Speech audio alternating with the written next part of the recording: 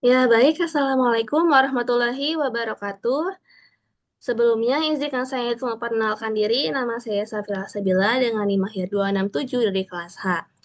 Nah, di sini saya ingin menganalisis makalah yang telah saya buat, yaitu analisis nyawa glikosida dan lipid di tanaman mahkota dewa, biosintesis dan manfaatnya bagi kesehatan. Nah, di makalah itu saya juga memiliki latar belakang masalah, rumusan, dan juga tujuannya mengapa saya menulis makalah tersebut. Untuk latar belakangnya, kan di Indonesia itu punya yang namanya banyak sekali tanaman. Nah, contohnya itu adalah mahkota dewa, yang dimana dari lama ini mahkota dewa itu punya senyawa yang bermanfaat bagi tubuh, yang punya efek farmakologis. Kayak misalkan glikosida, terpenoid, benzofenon, santon, dan juga lipid, dan asam lemak yang berkontribusi buat aktivitas biologisnya. Lalu juga saya pengen tahu gimana sih proses biosintesis dari si mahkota dewa itu sendiri, metabolit primer sekundernya, dan juga pemanfaatannya dalam kehidupan sehari-hari. Nah, untuk rumusan masalahnya ini akan membahas tentang karakteristiknya gimana, morfologi, taksonomi, biosintesis, kandungan, dan juga peran glikosida dan lipid untuk melakukan aktivitas biologis di mahkota dewa ini. Tujuannya juga untuk menjelaskan identifikasi, analisis, dan juga biosintesis dan perannya dalam mendukung pengembangan obat tradisional berbasis ilmiah. Nah, pendahuluan dulu, apa sih tanaman obat itu?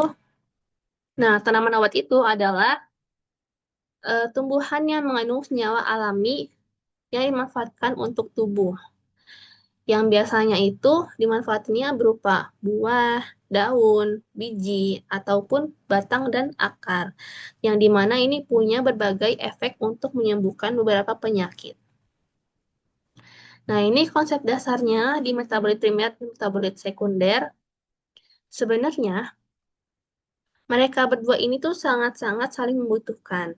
Walaupun metabolit primer itu adalah langsung gitu ya di dasar tanaman dan juga buat kelangsungan hidup. Jadi kalau nggak ada metabolit primer, tanamannya bakal mati. Tapi kalau misalkan metabolit sekundernya nggak ada, itu adalah faktor di mana tanaman itu bisa layu, bisa kandungannya nggak sesuai dengan literatur, dan juga sebagainya. Karena metabolit primer ini tuh contohnya karbohidrat, protein, lipid ini berperan dalam fotosintesis. Kalau sekunder ini memang dia tadi disebutkan bahwa nggak langsung ngaruh ke dasar pertumbuhan tanaman, tapi dia itu fungsinya buat perlindungan terhadap hama, patogen, radiasi, serta stres lingkungan. Nah, ini biosintesisnya di metabolit primer dan sekunder. Yang pertama, tumbuhan itu pasti harus makan. Nah, mereka itu makannya bisa dari air, lalu karbon dioksida untuk bernapas, nutrisi seperti kita manusia, seperti nitrogen, fosfat, sulfur, dan juga untuk butuh cahaya matahari untuk bisa berfotosintesis. Lalu metabolisme sel yang juga ada enzim-enzim seperti pirufat, asetil-CoA, eritrosa 4 fosfat, dan lain-lain. Nah, di sini ada metabolit primer yang mana dia tuh esensial dan dasar. Dia ada karbohidrat yang fungsinya buat sumber energi, cadangan makanan, dan juga untuk struktur dinding sel. Karena kalau tumbuhan itu kan dia pakainya dinding sel. Sedangkan kalau misalkan manusia itu butuh, dia punyanya membran sel gitu. Terus ada protein, dia butuh buat penyusun enzim, dan juga buat transport pertahanan. Lalu ada juga lipid. Nah, lipid ini untuk cadangan energi. Dan seperti manusia juga sama, tumbuhan butuh asam nukleat. Karena dia punya RNA, punya RNA, dan juga nukleotida. Dia untuk penyimpanan informasi genetik dan juga sintesis protein. Lalu lanjut ke metabolit sekunder. Dia non-esensial, tapi dia adalah faktor faktor metabolit primer itu berjalan dengan baik. Dia buat adaptasi dan juga interaksi dengan lingkungan. Karena kalau misalkan metabolit sekundernya itu nggak bagus, yang tadi disebutkan bahwa tanamannya bisa layu, bahkan bisa mati juga. Tapi kalau misalkan untuk yang efek sedikitnya itu, tanamannya tuh bisa kandungannya nggak sesuai standar literatur. Kayak misalkan tanaman itu memiliki kadar alkaloidnya sekian, tapi malah lebih rendah gitu. Nah, ini alkaloid, dia itu buat aktivitas farmakologis, pertahanan herbivora patogen, pertumbuhan. Fenolik itu sebagai pelindungan UV, mikroba, aroma, terpen, dia untuk aroma dan rasa. Nah, aroma dan rasa ini tuh seperti contohnya kayak di jahe. Jahe itu kan punya aroma yang kuat dan juga punya rasa yang agak pedas. Nah, ini tuh punya aktivitas biologis dan juga banyak dimanfaatkan di bidang farmasi, pangan, kosmetik, dan juga industri. Nah, dari kedua metabolit sekunder dan primer ini, pastinya punya jadwal biosintesis. Nah, kalau yang utamanya ini adalah ada asetat malonat, yang prekursornya dari asetil-CoA, lalu ada sikimat, yang prekursornya eritrosa 4 fosfat, dan mevalonat, yang prekursornya dari pirufat. Lanjut ke lipid, lipid itu lemak ya, yang dimana dia itu nggak larut dalam air, tapi dia tuh cukup larut di pelarut organik, kayak misalnya trigliserida, fosfolipid, glikolipid, sterol, sama lilin. Fungsinya buat apa? Fungsinya buat penyimpanan energi, buat pembentukan struktur, perlindungan jaringan, dan juga prekursor molekul sinyal dan hormon. Lanjut ke biosintesis lipid. Nah, biosintesis ini tuh sebenarnya nanti di slide berikutnya ada diagram, jadi kita lewat dulu. Nah, ini glikosida. Jadi ini tuh adalah senyawa yang tersusun atas bagian gula atau glikon. Nah, fungsinya ini dia buat bentuk penyimpanan senyawa aktif cadangan metabolik dan mekanisme pertahanan. Nah, ini adalah biosintesis dari lipid dan juga glikosida. Nih, yang pertama itu adalah biosintesis lipid. Dia awalnya dari asetil-CoA, lalu diubah jadi malonyl-CoA dari enzim ACC atau asetil-CoA karboksilase. Lalu udah gitu, ini tuh tahapnya penting karena dia itu adalah bahan utama dalam pembentukan asam lemak. Dia diubah menjadi asam lemak jenuh melalui enzim FAS atau fatty acid sintase, yang dimana dalam proses ini tuh diperlukan NADPH sebagai sumber daya reduksi. Lalu dari asam lemak jenuh ini ada contohnya adalah palmitat, yang dimana karbonnya itu ada 16. Lalu dari asam lemak jenuh ini kita bisa ubah lagi jadi asam lemak yang lebih panjang, asam lemak tak jenuh, dan juga modifikasi lain. Nah, kalau misalkan di asam lemak yang lebih panjang, dia pakai enzim elongase. Kalau asam lemak tak jenuh, dia pakai enzim desaturase. Nah, ini contohnya untuk asam lemak yang lebih panjang, kayak trigliserida ini. Dia adalah lemak yang netral. Dia fungsinya itu buat cadangan energi. Lalu ada fosfolipid, yaitu adalah lipid yang polar atau larut air. Lalu ada steroid juga, dia dari asetil-CoA, yang dimana dia itu fungsinya buat hormon dan juga prekursor metabolit lain. Ada juga lipid lainnya kayak wax, lalu ya wax kayak lilin, terpenoid, dan eicosanoid. Di sini ada biosintesis glikosida. Oke, jadi awalnya kan dari gula sederhana dan juga dari agikon. Mereka bersatu menghasilkan aktivasi gula oleh glikosil transferase. Lalu udah gitu, gulanya itu kan nggak langsung digunain karena dia tuh diubah dulu jadi bentuk aktif kayak UDP gula, GDP gula, TDP gula, dan lain-lain. Kenapa harus diubah dulu? Karena ini tuh lebih mudah dipindahkan ke molekul lain dalam reaksi biosintesis. Terus udah gitu, ada pembentukan ikatan glikosidik oleh glikosil transferase atau GT. Lalu di sini agikon ditambah gula jadi glikosida. Nah, contohnya itu adalah O-glikosida, C-glikosida, S-glikosida, dan steroidal glikosida. Nah, lanjut ke taksonomi mahkota dewa yang tadi saya ingin analisis, di mana kingdomnya itu adalah plantae karena dia tumbuhan, divisinya Magnoliophyta, dan dengan klasis order familia genus dengan spesies Valeria macrocarpa, Chef Borel. Nah, tanaman ini tuh awalnya ada di wilayah Papua, Indonesia.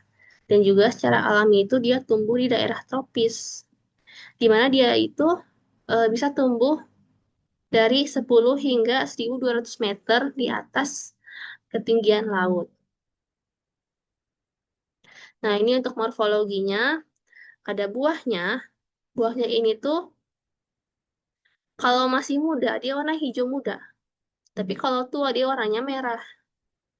Lalu, dia juga punya rasanya tuh sepat, makanya sama masyarakat tuh nggak langsung dimakan gitu aja. Dan biasanya masyarakat tuh mengolahnya dulu jadi sesuatu makanan atau sediaan seperti dikeringkan ataupun dijadikan serbuk dan juga lain-lain.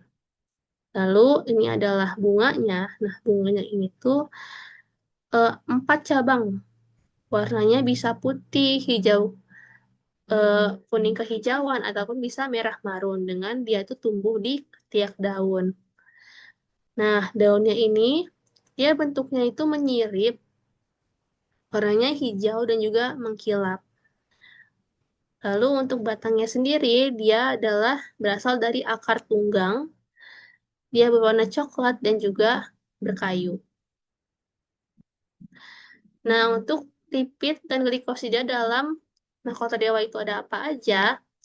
Ini ada asam palmitat, oleat, linoleat, dan juga asam lemak lain kayak asam dorikanoid. Nah, untuk asam palmitat ini tuh adalah fungsinya sebagai cadangan energi. Kalau oleat sama linolenat itu tuh untuk menjaga fluiditas di membran sel.